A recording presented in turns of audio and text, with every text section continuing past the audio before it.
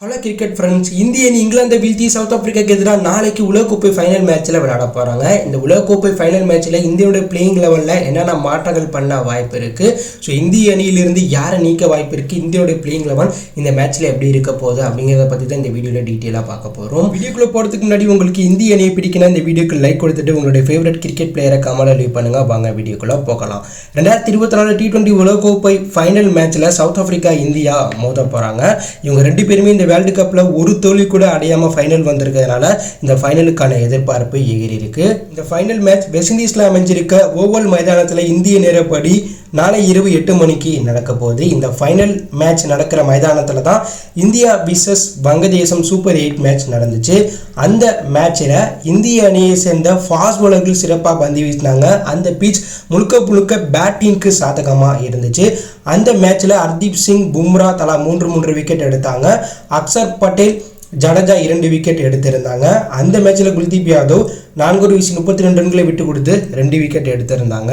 So இந்த நிலையில் அந்த பீச் ஃபாஸ்ட் பவுலருக்கு சாதகமாக இருக்கிறதுனால இந்திய அணியில் இருக்கக்கூடிய 1-2 வீரர்களை நீக்கிட்டு கூடுதலாக பேட்ஸ்மேன்களை இறக்க வாய்ப்பு இருக்கிறதா சொல்கிறாங்க. இதில் விராட் கோலியை ஃபைனலில் நீக்கிட்டு HSC ஜெய்ஸ்வாலுக்கு வாய்ப்பு கொடுங்கன்னு பல பேர் கோரிக்கை வச்சாலும் ரோஹித் சர்மா மற்றும் பயிற்சியாளர் விராட் கோலி ஃபைனலில் சம்பவம் பண்ண வாய்ப்பு இருக்குன்னு சொல்லியிருக்கிறதுனால விராட் கோலி, ரோஹித் சர்மா தான் ஓப்பனிங் வீரர்களாக ஃபைனலில் இறங்குவாங்க. ஆனால் சஞ்சு சாம்சன், குல்தீப் யாதவ் அப்படி இல்லைனா சிவம் துபேக்கு பதிலாக பிளேயிங் லெவலில் விளையாட வாய்ப்பு இருக்கிறதா தகவல் வெளியாயிருக்கு.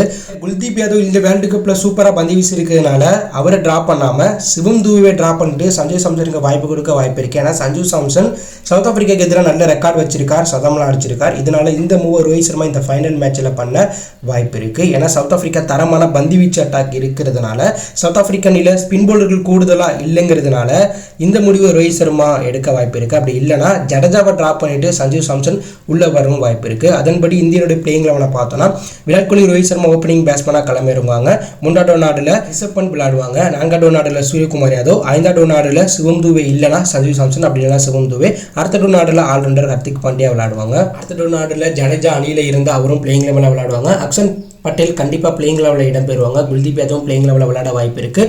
ஃபாஸ்ட் பவுலிங் அட்டாக்கில் பும்ரா, சிராஜ் விளையாட வாய்ப்பு இருக்குது. மேலும் பிச் ஃபாஸ்ட் பவுலருக்கு சாதகமாக இருக்கிறதுனால சஞ்சு சாம்சனை எடுக்காமல் ஜடேஜாவை ட்ராப் பண்ணிவிட்டு இந்திய அணியை சேர்ந்த வேகப்பந்து வீச்சாளர் சிராஜையும் பிளேயிங் லெவலில் எடுக்க வாய்ப்பு இருக்குது. ஸோ பிச்சுக்கு தகுந்த மாதிரி அந்த நேரத்தில் ரோஹித் சர்மா முடிவெடுக்க வாய்ப்பு இருக்குது. ஸோ இந்த முடிவை ரோஹித் சர்மா பிச்சை மற்றும் அங்கே இருக்கக்கூடிய கண்டிஷனை பொறுத்து தான் எடுப்பார். ஸோ அதுவரையும் நம்ம இதுதான் இந்தியனுடைய நிரந்தரமான பிளேயிங் லெவல், மாற்றப்பட்ட பிளேயிங் லெவல்னு எந்த முடிவுமே சொல்ல முடியாது. ஆனால் 1-2 மாற்றம் இந்த ஃபைனல் மேட்ச்சில் பண்ண வாய்ப்புகள் கொஞ்சம் இருக்குது. ஏன்னா சவுத் ஆப்பிரிக்கா அணி ஒரு பலமான டேஞ்சரான அணியாக இருக்கிறதுனால இந்த மூவை பண்ணி சவுத் ஆப்பிரிக்கா அணியுடைய பிளானை சொதப்ப ரோஹித் சர்மா திட்டம் போட வாய்ப்பு இருக்குது. ஸோ இந்திய அணியில் என்ன தான் மாற்றங்கள் பண்ணாலும் சவுத் ஆப்பிரிக்கா அணி இந்திய அணி ஃபைனலில் ஈஸியாக வீழ்த்த வாய்ப்பு இருக்குது. ஏன்னா சவுத் ஆப்பிரிக்கா அணி இந்திய அணிக்கு எதிராக கடந்த சில வருடங்களாக T20 ஜெயிச்சதே கிடையாது.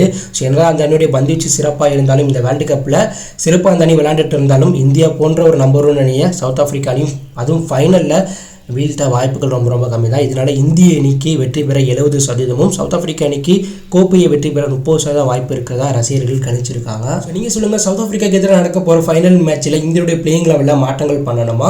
சவுத் ஆப்பிரிக்காக்கு எதிராக இந்திய அணி ஈஸியாக உலகக்கோப்பை ஃபைனலை ஜெயிச்சு கோப்பையை வெற்றி பெறுவாங்களா, இல்லை சவுத் ஆப்பிரிக்கா அணி இந்திய அணியை வீழ்த்தி கோப்பையை வெற்றி பெற வாய்ப்பு இருக்கா? அப்படிங்கிற கருத்தை கமெண்ட்ல லீவ் பண்ணுங்கள். மறக்காம சேனலை சப்ஸ்கிரைப் பண்ணி ஃபாலோ பண்ணுங்கள்.